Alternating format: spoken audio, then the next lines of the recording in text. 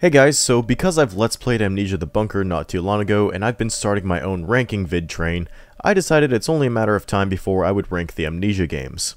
Again, Amnesia is one of my favorite game sagas, so I'm really looking forward to talking about it. I love every game in this series, except for one. And no, it's not the one you probably think it is. And since there are just 4 entries in this series so far, this video is most likely going to be a lot shorter than the other 2 ranked videos I made, but yeah. That's pretty much all I have to say for this intro, so let's get into the video. Alright, so if you've seen my last 2 ranked videos, then you know the drill by now.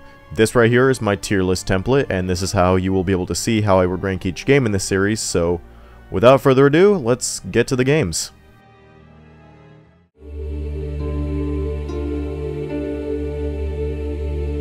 Alright, starting off with the nostalgia half of this series. So much like most people, Amnesia the Dark Descent is the game that really started my whole Let's Play journey. A lot of people have claimed that it was the scariest game of 2010, which I wouldn't say that, but I would still say that it's a really fun nostalgic game for me.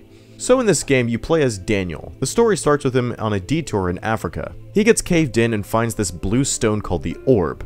After he assembles it, his acquaintances begin to die off one by one. Because of this, he attempts to reach out for help, until one man answers to him named Alexander. He basically claims that the orb has cursed Daniel, and he promises him peace if Daniel does a favor for him. In the beginning of the game, Daniel wakes up not remembering a thing, and he's in the middle of Brennenburg Castle. And all he knows is that he drank a mixture that gave him amnesia, and the more he descends into darkness, the more he uncovers the horrors and truths that lie in Brennenburg Castle. Now first of all, this game is a classic, and like I said, it's the reason why I still enjoy doing Let's Plays on my channel. And of course, nostalgia really ensues when I play it. Like I said, I never thought it was the scariest game I ever played, but I still think it's an insanely fun survival horror game. There are 2 main monsters in this game, which are called the Grunt and the Brute, and they have become an icon for this series. If they happen to spawn in the map, there are places you can hide in order to survive them.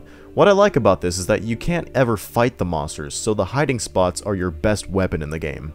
But the thing I really love about the gameplay in this game is the puzzle solving. The puzzles in this game always stood out to me more than a lot of puzzle games because compared to most games, the puzzle in this one always felt really unique to me. And a lot of them involve crafting items and putting things together in your inventory to get through obstacles. And it's like a literal puzzle because you're essentially putting pieces of something together to get the full thing. This game is also what led to the custom mod The Great Work, which I personally think is even better.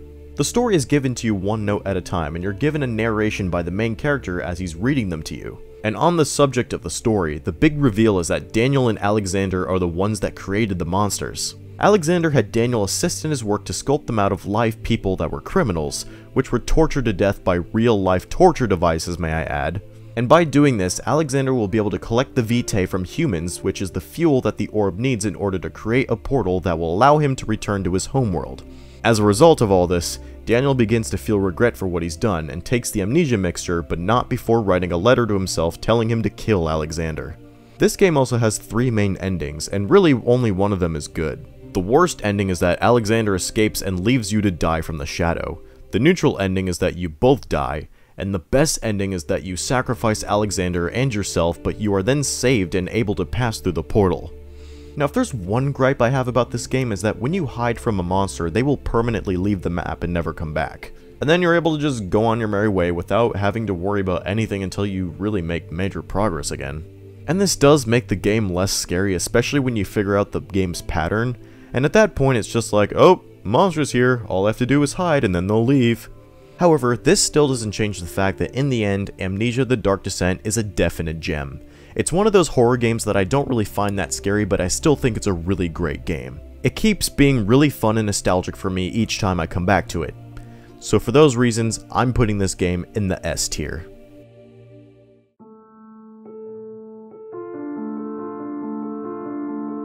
Now for a very controversial game. Amnesia Machine for Pigs came out 3 years after the first game, and it was the most anticipated horror game of the year. So this game takes place on New Year's Eve of 1899, and you play as a rich industrialist named Oswald Mandis. He's the great-nephew of Alexander from the first game. Mandis' wife died during childbirth, and allegedly his only family left is his 2 sons. The 3 of them went on a vacation in Mexico when his kids found a round object that they referred to as a stone egg, which the game lightly implies is actually an orb. When they decide to take it home with them, the orb starts to show Mandus all the disasters and wars that will take place in the 20th century. This information caused him to fall into rage and depression to the point where it all ended up driving him mad. During this time, Mandus begins to research the work that Alexander started 6 decades prior. He decides to continue his work and begins to build a machine that thinks for itself and snatches people and kills them, so that no human will ever have to suffer the latter atrocities of the 20th century. On top of this, the machine also turns people into pig versions of the monsters from the first game. Why pigs? Well, to put it simply, they symbolize how Mandus views humanity, and how we're all a bunch of ignorant swine that's better off being slaughtered before we end up slaughtering each other. Now first of all, this game has one of my favorite video game storylines of all time. It really keeps me engaged from beginning to end. Much like the first game, the story is mostly told through note reading, and some of the most interesting note reading I've ever encountered in a game, may I add. First time I played this game, I'm like, I just want to keep reading these, and I never want to stop reading them. And a bit of an unpopular opinion, but this is actually my favorite game in this series. Now I will say, if you're somebody who hates this game or was disappointed by it, I get it. And I won't deny it, I also agree that the first game has better gameplay. And this game doesn't focus on being as frightful as the first one did, and really the gameplay aspect is very scarce in this game. But by the end of the day, I can look past all that, because the fantastic storytelling and the world building just sucks me in, so I'm like, I could not care less, honestly. This game also has a huge place in my heart because, believe it or not, this is the game that made me want to start reading things in video games more. The first time I picked Final Fantasy VI back up in years, I read every single text box there was, and my reasoning for that is this game. Call me insane, but it's just the truth. I would even go as far as to say that this was the first game that made video games my favorite way to experience storytelling. This game is also the only game in the series to be made by a different dev team. The other 3 games in the series were made by Frictional Games, while this game was made by the Chinese Room, which is mainly why this game goes a different direction. Personally, I'm a huge fan of both dev teams, and I love the kind of games they both make. The way I see the first 2 games is kind of like the first 2 Alien movies. The first film was made specifically to scare the audience, while the second movie was made more to give them an epic experience. And that's how I see this game. It's the Aliens of Amnesia, essentially. This game may not be scarier than the first, but it's definitely a lot darker, as far as story goes. In fact, I'd go as far as to say that this game has the darkest storyline in the entire series. Like, people are being turned into man-pigs, and hell, Mandus even sacrificed both his sons the same way as the Aztecs did. And yes, I love the world and the setting this game puts me in. It has this dirty blue look to everything, nothing's really that saturated, and it really feels like you're put inside a world of filth. Kinda like how a slaughterhouse would feel. And not to mention, the dialogue in this game is really fucking good. Speaking of which, I have played this game so many times that I now have the entire dialogue memorized. And this game also has one of my favorite video game soundtracks ever. I fucking love Jessica Curry as a composer. I also love how the story is also told through the level design. Like, there's a scene in this game that shows you how the pigs interact with each other, and later it shows you some of the pigs locked up in these cells, and you just get a closer look on what the pigs have to go through in their daily lives, and it was fucked up. And even though Oswald Mandus doesn't really have an icon, he's still one of the most memorable video game protagonists for me, period. I think his character is extremely well written, and I love how he truly believes that what he's doing is for the better good. I also think the monster designs in this game are better than the first one. Especially my favorite monster in this entire series, which is the Tesla pig. And sure, he's really fucking easy to avoid, but I don't give a shit, he looked cool as hell. And then finally, there's the masterpiece of an ending sequence. I really love the ending of this game. Basically, you're transported to the Aztec temple where Mandus' kids were sacrificed and where the machine is located, and you have to destroy the part of you that's keeping it alive. And as you're walking up the temple steps, the machine just gives this monologue speech, and it's honestly the best monologue speech I've ever seen in a game. And as he's giving it, the music becomes more dramatic while his words and his tone are becoming more dramatic, and it was such a great sequence. And then when you get to the top, you sacrifice yourself to shut off the machine for good. And after that, the rest of London is dead now, even the man-pigs end up passing away. Yeah, it's a pretty dark ending, but it's so good. And it wraps up in a way where I honestly wouldn't mind if this series just ended here. So in the end, if you told me that you didn't like this game because it detracts itself from what you loved about the first game, I wouldn't argue with you. I'd be like, I understand. But for me personally, I loved my experience in Amnesia Machine for Pigs. It's arguably my favorite game in the series, and it has a really special place in my heart. So for that reason, I'm gonna put it in the S+ tier.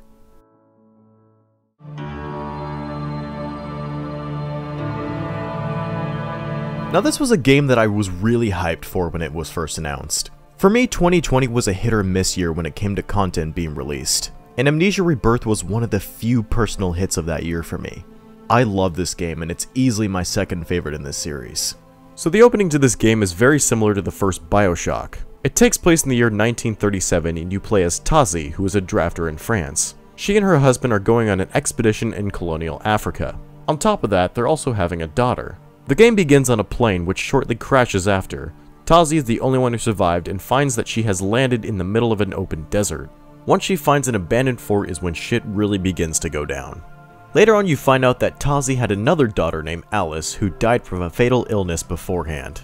And the big reveal is that right after the plane crash, the expedition is approached by the Empress of an alien species known as the Gate Builders. They were all brought to her world and were promised peace if Tazi's daughter was handed in exchange, which Tazi understandably refused, but that of course turned everybody else against her. By the end, you find out that Tazi's daughter is infected with the same illness that her former daughter was, and can only be treated by none other than Vitae, which that word is pronounced very strangely in this game. But if what the Empress claims is true, then that means Tazi's daughter can't leave the other world, which this leads to 3 possible outcomes. Tazi can either leave her daughter but then gets turned into a monster. She can also try to fight the Empress and sacrifice her daughter and herself to end the Gate Builders for good, or she can escape with her daughter and return to her homeland where she and her daughter await an unknown future. So first of all, this game basically has the formula of the first game, but now it has a fresh vibe. And the level design in this game is a lot less repetitive and more interesting. Like, there's a lot of really cool shit in this game. In the first game, a lot of areas you encounter contain a lot of the same castle, dungeon, and mansion landscapes, and there wasn't really a lot to work with. But this game's environments pay a lot more attention to detail, and there's so much to take in. Plus, as far as I know, the monster in this game doesn't permanently leave the map when you hide, which is also cool. Like I said, that was a gripe I had with the first game, and I prefer when you actually have to sneak past the monsters because it makes them feel more threatening. And there's a really creepy scene where you have to sneak through a bunch of sleeping monsters that will wake if you make too much noise, which had me on the edge of my seat the whole time. And the puzzles in this game I found just as enjoyable as the first game. The second game stripped away the inventory system, but this game brings it back. The inventory system was always my personal favorite part of the first game as far as gameplay went, so it was pretty cool to see it again. If there's one gripe I have with this game, it's that the lantern is not that great. I think I prefer the lantern in the second game mainly because you never have to recharge it, especially since the amount of times I had to refill my lantern in this game was a lot more constant than my liking, and that thing doesn't stay alive for very long. It can get annoying at times, but this is more of a minor nitpick for me, and it doesn't compromise the whole experience for me in the end. So overall, I really enjoyed this game, and it's easily my second favorite in the series. I had a great experience with it in the end, so because of that, I'm going to put this game in the front of S.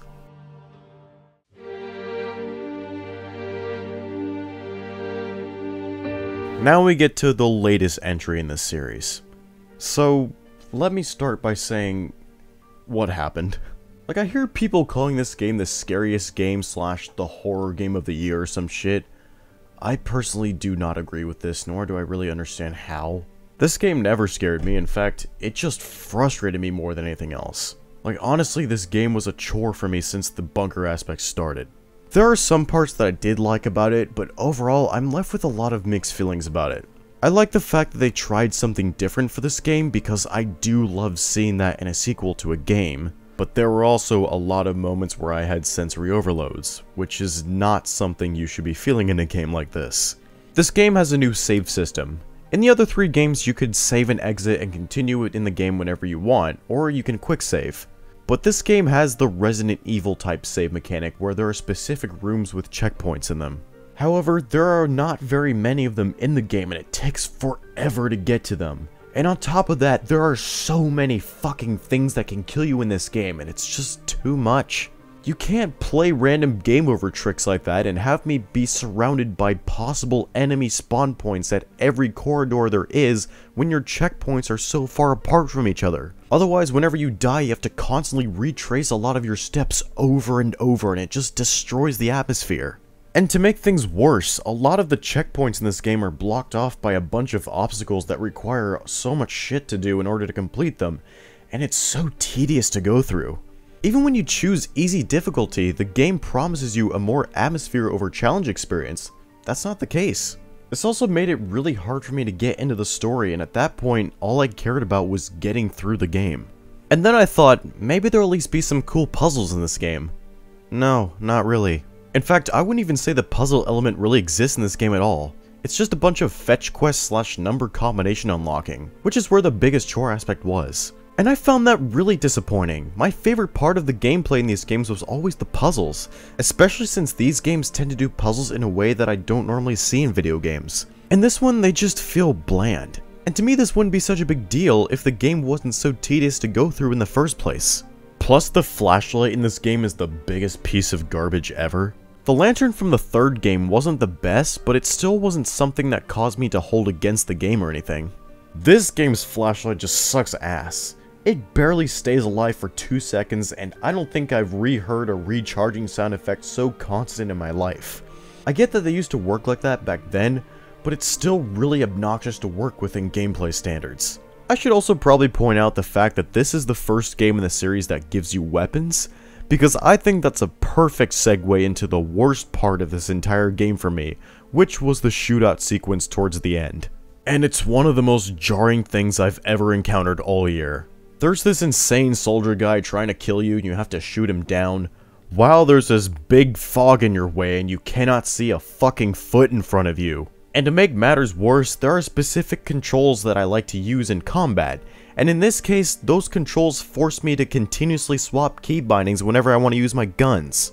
When I let's play this game, I knew there was a lot of shit that I missed, but I'm not going back to see what I missed, because I just do not care enough. I'm so glad that this game wasn't very long, because if it was around the same length as Rebirth or even Dark Descent, I don't think I would have finished it. And the funny thing is that when you beat this game, a message will show up in the main menu saying that things are randomized in the game, so it'll be different the second time, like it's trying to replay value bait me or something, and I'm just like, yeah, fuck that. In the end, after hearing everything I said, you probably know what I'm going to say next. And it's also something that I was thinking about during my Let's Play early on. Amnesia the Bunker is my least favorite in the Amnesia series. It's the first game in the series that I have no interest in playing again, which is a bummer because I have more than 2 hours in this game, so those 20 bucks that I spent on Steam are now gone. So I guess you could say that this game is my machine for pigs, since this is the game that disappointed me.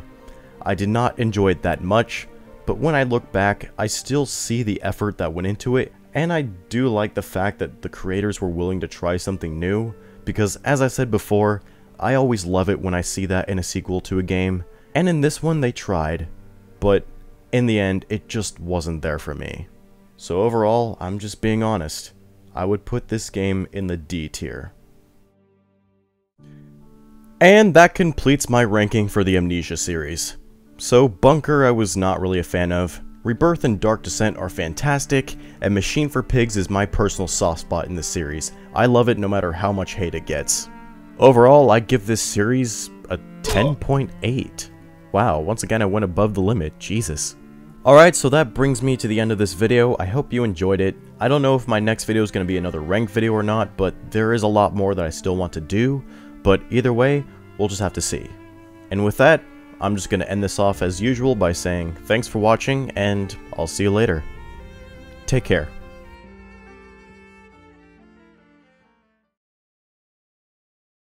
Please, I didn't do anything.